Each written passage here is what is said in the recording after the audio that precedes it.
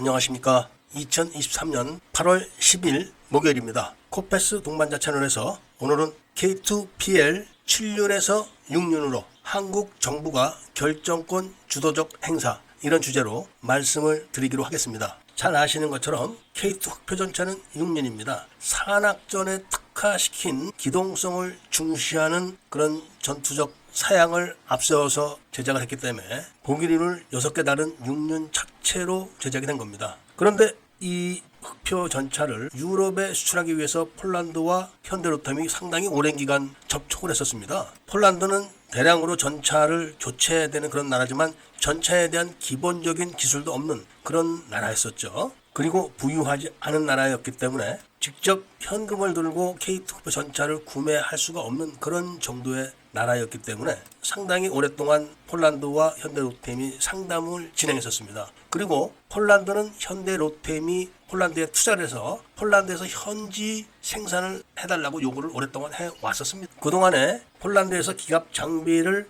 생산하는 대표적인 폴란드 방산 업체도 현대로템이 투자를 하지 않으면 곧 문을 닫아야 되는 상태로 상황이 좋지 않았었습니다. 그런데 정부가 개입해서 폴란드 정부와 직접 한국 방산무기 수출을 기약을 한 겁니다. 그런 결정을 하고 그동안 상담을 해왔던 개별 업체들, 그러니까 현대로템, 카이 이런 회사들한테 며칠 날 폴란드로 나와라, MOU를 작성해야 된다, 이렇게 이야기했을 때 그 해당 업체들은 믿지를 않았었습니다. 그만큼 전격적인 수출 합의를 했던 거죠. 이 점을 망각을 하고 사람들은 지금도 현대로템이 주도적으로 전차 수출에 대해서 상담을 하는 걸로 알고 있습니다. 근데 그렇지가 않습니다. 당연히 경전투기와 자주포 이런 무기들도 다 정부 주도로 지금 수출을 하고 있는 겁니다. 그리고 비용 결제는 폴란드 정부가 하는 게 아니라 한국 정부가 하는 겁니다. 이 점을 많은 분들이 잘 이해를 못 하시는 겁니다. 그러니까 현대로템이 그동안 K2 흑표 전차를 수출하기 위해서 폴란드와 상담을 했던 사항들은 그냥 참고사항으로 전락한 거죠. 그러니까 폴란드가 그동안 K2PL 사양에 대해서 많은 요구를 해왔지만 돈을 내는 한국 정부의 입장, 그리고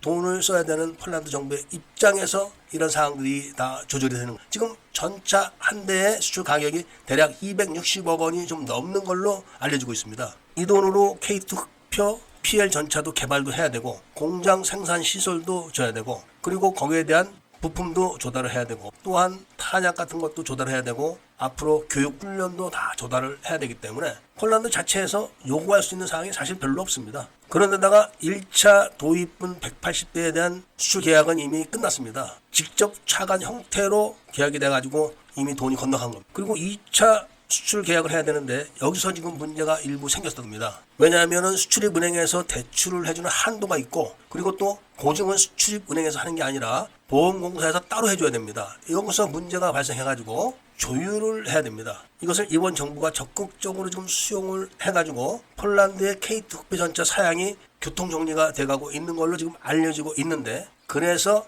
K2PL 흑표 전차의 기본적인 사양이 5가지로 지금 압축이 되고 있는 겁니다. 보기륜을 하나 더 달고 차체를 키워서 방어력을 키우고 어쩌고 저쩌고 하면은 비용이 그만큼 많이 들어가게 됩니다. 그러니까 이 부분을 그냥 6륜 전차로 하자, 이렇게 합의가 된 것 같습니다. 그 다음에는 RCWS를 장착을 한다, 이렇게 결정이 됐고 능동 방어 장치를 장착한다, 이렇게 돼 있는데 이런 것들은 전부 다 국산이라 별로 어려운 게 없습니다. 거기다 전차병들이 착용해서 사용하는 아이언비전도 국산으로 지금 개발하고 있기 때문에 별 문제가 없습니다. 그런데 자동 신관 장입기라는 게 폴란드에서 강력하게 장착 요구를 하고 있는데, 왜냐하면 최신 전차들이 다 이게 장착되어 있다는 겁니다. 우리나라에서 K21 장갑차도 이게 있습니다. 왜냐하면 K21 장갑차는 복합 신관 탄약을 운영하고 있기 때문에 그런 겁니다. 그렇지만 K21에 들어가는 자동 신관 장입기와는 다르기 때문에 이거를 당장 개발하기가 굉장히 힘들다고 합니다. 이 부분은 좀 난관이 있는 걸로 알려주는데, 이렇게 지금 K2PL이 사양에 딱 거의 결정이 된 겁니다. 어쨌든 이렇게 가닥이 잡히고 다시 이제 폴란드에서 수용을 하고 돈을 받아다가 다시 업체에 지급을 하고 생산시설을 짓고 뭐 이런 절차가 남았겠죠.